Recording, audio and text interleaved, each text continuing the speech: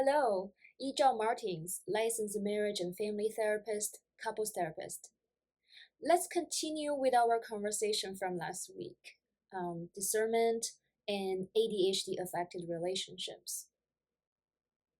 So based on my personal experience and observation, the most torturesome state of being in a relationship or relationships is not post-separation or divorce. It's not about grieving the loss of your attachment figure physically, emotionally. It's actually before that, when you're stuck in the unknown, not knowing where you're going. The two of you have this tug of war of staying together or being apart, or what's worse, you don't even talk about it. You just feel the tension in the air and it's driving you crazy.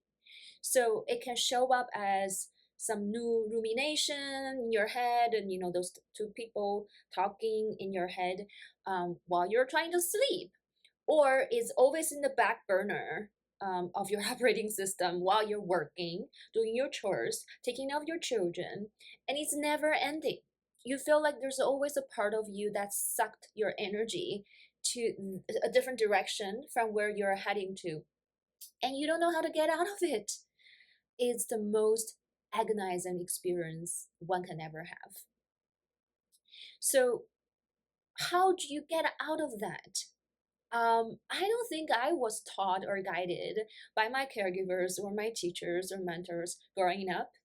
And even in the field of counseling and relationship therapy, not many couple therapists, relationship therapists are fully utilize the counseling process to help clients to go through this difficult process. And oftentimes, couple therapists jump in with doing couple therapy, assuming the couples are coming to them to repair the attachment bond, that they are actually putting all their energy into moving forward in their relationship. And they're conveniently ignore the other parts that I was talking about. That's in the back burner, or the elephant in the room that's dying to be named and to be addressed. So as for my learning and inquiry process, I discovered some resources that's very helpful for me. One is Bill Doherty's Discernment Counseling, their training and their website, and there are also other books. One of the book is called Ready. I will put it in the link down below.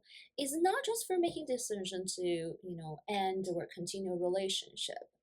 It's decision regarding anything from moving to a different place to changing your career path to relationship friendships or picking up a hobby. Any decision that you want to make, discovering your own values and how to balance different aspects of you. That's a very mindful oriented book that help you to go through that process. Another one is more for partners who have children or commingling their finances. So separating means a lot of impact on different other aspect of the relationship, and they want to be extra cautious about it. And sometimes they consider a controlled separation, which is to be physically apart, and not filing for divorce or officially separate, and still be in the process of repairing the relationship and revisiting the question of if they want to continue the current relationship in this context later on. And there's a book called Should I Stay or Go? I will also put it down in the comment section that basically give you an opportunity to study what it feels like if you experiment with having your relationship in a different context. And maybe you really like it and you feel like feels right, or maybe you feel like I would like to go back to our original arrangement and context and continue to work on that. So give you a trial period. Well, I wish I had those resources before I discerned to leave my relationship and marriages. Another tool that I use actually is a larger framework. So those two are great resources. I feel they're very concrete methods that help you to make decisions. For me, that's more like information. But the framework I'm looking at is more like a map, like a roadmap or a guidance for me, that I follow the system-oriented thinking and parts work. So I use that in my discernment counseling. And let me tell you how I do it. And you can do it yourself if you would like to try, but at least you know what is it am I thinking? What is my guidance and framework when I'm working with clients for discernment? Number one, I think it's very important for us to calm down our nervous system. So there are many sources of information when we can gather before we make a decision. Um, Oftentimes, just like when you're really hungry and you go to the grocery store, the chances of you picking something really healthy and good for you is significantly decreased. Because when we're really hungry, we tend to want to go for survival food, comfort food like fat and sugar. That's immediately give us energy, right? The same thing when you're in survival mode, when you're all rattled, your nervous system all rattled, you really want to run away from this relationship. You see more drawbacks than positives in the relationship. So the first step is to calm down our nervous system and get out of this fight or flight, freeze, fawn state. And by doing more self-care practices, and also go to nature more often, and really allow yourself to settle in before you make any rush into any decision. So once you are relatively, I know it's really hard, especially when you're thinking about you will be separated from your co-parents and you have children together, you have access together, that you're going to spend a lot of money on attorneys fees, and this already raise your heart rate probably, and you have a lot of negative predictions about the future and a lot of fear. Yes, you're getting ahead of the game. The process of making decision means you do not know if that's going to happen or not. You can always choose the other path and not to separate and divorce. So right now we're not even there. You're went way ahead to the future. So come back and get in touch with your reality, that you yet still make that decision together with your partner, ideally with partners, on what is best for your relationship. So calm down your nervous system and then move on to the second one. The second one is, I think it's important to separate our emotions or emotional reactions to two sources. One is our thinking, the other is what's actually happening to you. Like earlier, the example, right? If you think we're going to spend a lot of money on attorney fees, our children are going to suffer from the separation, yada, yada, yada, you're in this place. The feelings you have towards that, sadness, anger, frustration, fear, whatever that is based on your thoughts. It's not happening yet.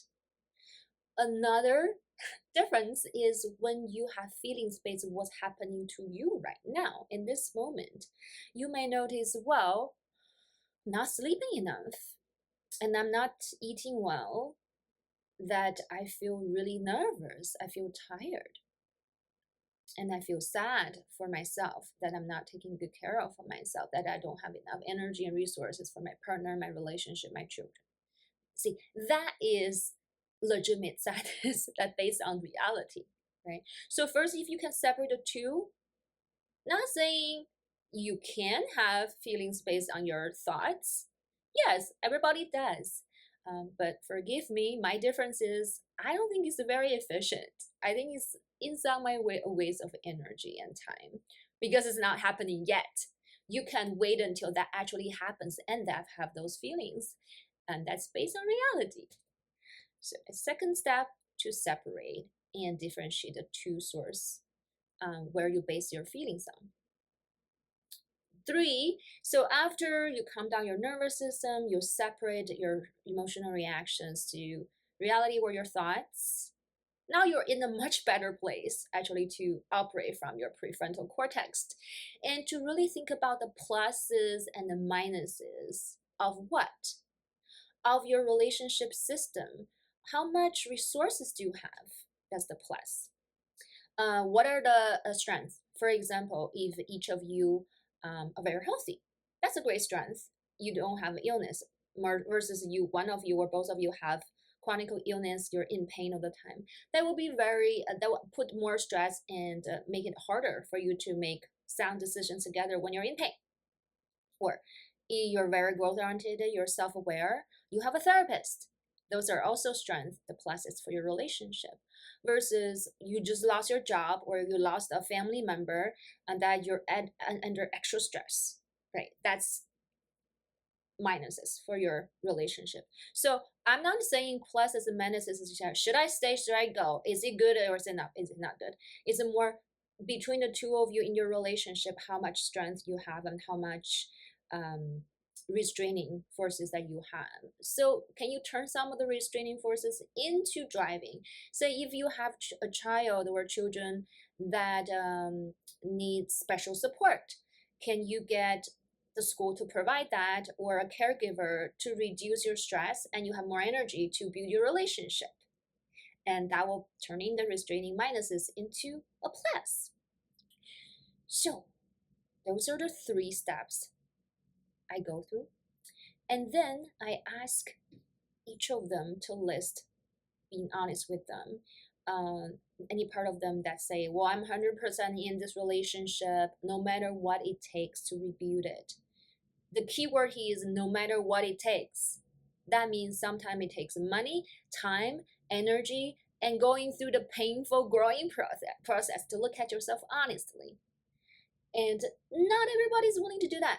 On the other side, what part of you, what's the percentage of you just say, I'm throwing in the towels. I don't care anymore. I don't want to go through that. I want it easy, which is also okay. So when we put the information from both people together, we can start to see where the relationship is heading towards, right? If they have more resources together, it may worth to give it a fight. If there's really not much there, it doesn't matter how much the couple therapist is trying to drag them into achieving their goals, they're not going there. And that's why a lot of times couple therapy doesn't work, when the couples come in too late. So it all sounds pretty easy, right? And I think the hardship is, are the people in the relationships have enough resources to bring down their nervous system, to separate facts from their thoughts, and then to contain their feelings and honestly and efficiently talk about their very different aspects or similar aspect as for wanting to be in or out of the relationship. And that's why sometimes a third person will be very helpful, who ideally is now taking sides and to contain their own emotions and have great capacity to tolerate the unknown of the future and not trying to push them to make a decision too quickly, or also not to drag the process just to make money out of the clients, or worse, getting the clients to change and repair their relationship when they have a huge part of them saying we're not willing to try anymore, which is really another way of wasting the client's time and money, in my opinion.